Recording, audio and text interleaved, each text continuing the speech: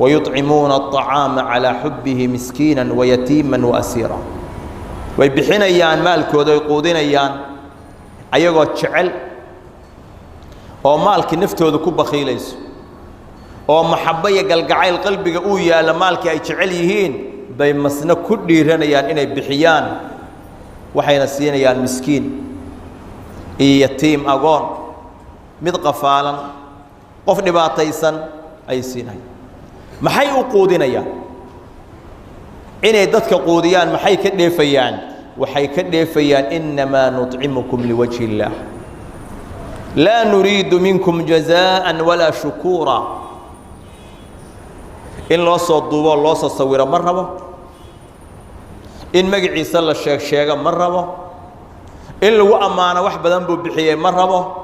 wuxuu u quudinayaa oo u siinayaa oo u bixinayaa liwajhi illah إلهي درادس مرة إذن كدونين أمال مرين إن أمال نوجو قشان هي بريئة أو قبل حسيتي أسوون إنه كساعده معها ذاتك وحبحية أو وح صح إلهي وأقبل